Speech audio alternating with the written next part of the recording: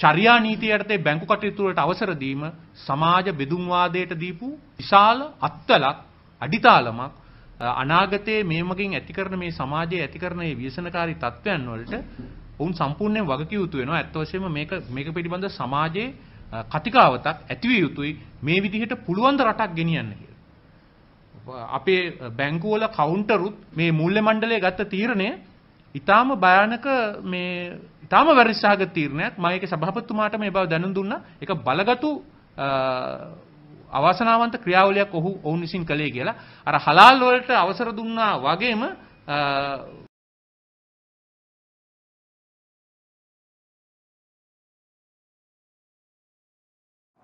The World Islamic Economic Forum has opened in London, the first non-Muslim country to host the event.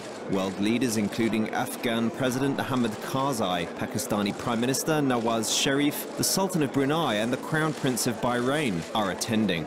British Prime Minister David Cameron says he wants London to stand alongside Dubai as one of the great capitals of Islamic finance. Cameron is planning to launch the UK's first Islamic market index and a new £200 million Sharia investment bond. There are, however, concerns that the new Sharia finance mechanisms could be used to fund anti-Israeli investments. The global Islamic investment market is growing and is now worth over £1 trillion every year.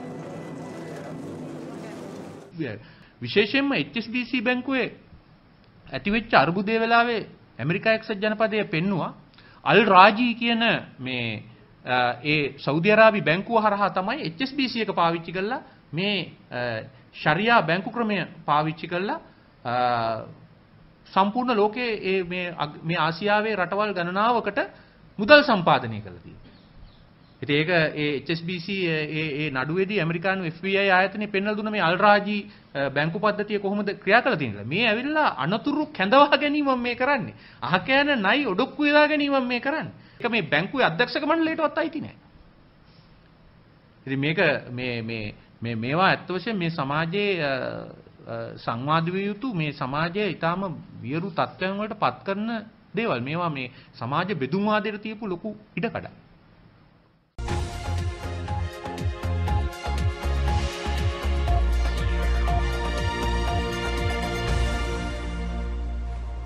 A Bolton-based charity is calling for a boycott of HSBC after being told it can no longer bank with them. The bank wrote to the Umar Welfare Trust saying its account would be closed next month because the organisation now falls outside what the bank calls its risk appetite. The charity, which distributes humanitarian aid, is one of a number of Islamic organisations which have received the letter. Our chief reporter Dave Guest has the story. The Umar Welfare Trust says its aim is to alleviate poverty and suffering across the world by providing emergency relief to the victims of conflict and natural disasters. Here we are inside Syria. As you can see, this poor family which is living in this tent. Most recently, it's been sending aid to Gaza. But the Trust believes its work there has made its bankers nervous. So much so that HSBC no longer wants the charity as a customer. In this letter, HSBC says the charity's accounts will be closed in September because the Trust falls outside of our risk appetite. Well, it was a déjà vu because we've been through this before during the last war in Gaza. So, obviously... What do you mean you've been through it before? Well, Barclays served as notice during the previous war in Gaza. So you've had two banks now turn you down, Barclays a couple of years ago, now HSBC. That's got to be a worry for you, surely? Yes, because this is not only our charity which is faced with the situation. The Finsbury Park Mosque in London and the Islamic Cordoba Foundation have also been told by HSBC they'd no longer be welcome as customers. So why would a bank turn away trade?